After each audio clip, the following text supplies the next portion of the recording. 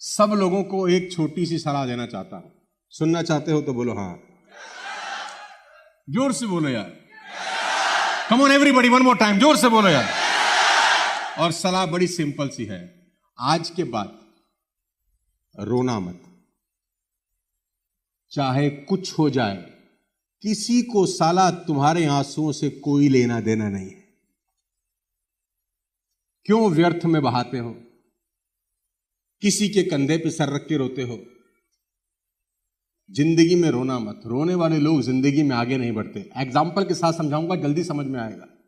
उदाहरण देने की बहुत पुरानी और गंदी आदत है, क्योंकि मुझे पता है एक उदाहरण 4 घंटे की ट्रेनिंग के बराबर ही होता है।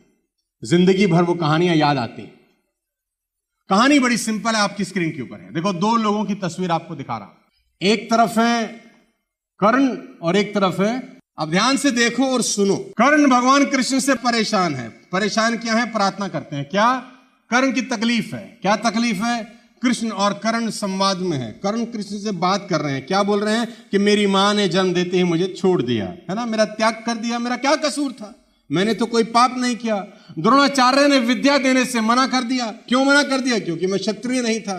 ठीक। द्रौपदी के स्वयंवर में मुझे भगा दिया गया। क्यों भगा दिया गया? क्योंकि मैं राज परिवार से नहीं था, अपमानित किया गया। कर्ण भगवान कृष्ण के सामने रो रहे हैं, पूरा जीवन मुझे अपमान का घूंट पीना पड़ा केशव, मेरा कसूर? पैदा होते ही मां ने छोड़ दिया, द्रौपदी के स्वयंवर से भगाया गया, द्रोणाचार्य ने शिक्षा देने से मना कर दिया, सारा जीवन अपमान का घूंट पीता रहा, मेरा क्या कसूर था? रो रहा है। कृष्ण जवाब देते हैं। ध्यान से सुनना मेरी बात, ध्यान से सुनना मेरे दोस्त। कृष्ण मुस्कुराते हुए जवाब देते हैं, मुस्कुराते हुए जवाब देते हैं, हे सूर्यपुत्र, मेरा तो साला जन्म ही कारागार में हुआ था। मेरा तो जन्म ही कारागार में हुआ था। जन्म लेते ही मां बाप से जुदा कर दिया गया। गायें चराता था, गोबर उठाता था, सगा मामा मारना चाहता था। तेरी क्या समस्या है? मेरी सुन। तू अपना रोना गा रहा है, मेरा सुन ले। मेरा सगा मामा मेरी जान का दुश्मन था, मेरी चुनौतियां कहां कम थी? अन्याय जीवन भर भी मेरे साथ होता रहा। सवाल यह नहीं है कि आपके साथ अन्याय हो रहा है कि नहीं, सवाल यह है कि उस अन्याय का जवाब तुम कैसे देते हो। अन्याय दोनों के साथ कुदरत ने किया, और शायद कृष्ण के साथ ज्यादा किया। जिस बच्चे का जन्म ही कारागार में हो और पैदा होते ही मौत सर पे मंडरा रही हो कि मार देंगे, और दर दर की ठोकरें खानी पड़े। 2 दिन का था, राक्षसों ने हमला कर दिया कि मार दो। कंस चाहता था कि मार दो, सगा मामा जान का दुश्मन था। गायें चराता रहा, गोबर उठाता रहा, लेकिन बंसरी बजाता रहा, बंसरी बजाता रहा, मौज में रहा, कभी रोया नहीं, परेशान नहीं हुआ। लेडीज एंड जेंटलमैन, प्रॉब्लम क्या है? कर्ण जीवन भर अतीत की कड़वाहट से भरे रहे, और कृष्ण कभी अपने अतीत पर आरोप नहीं लगाए।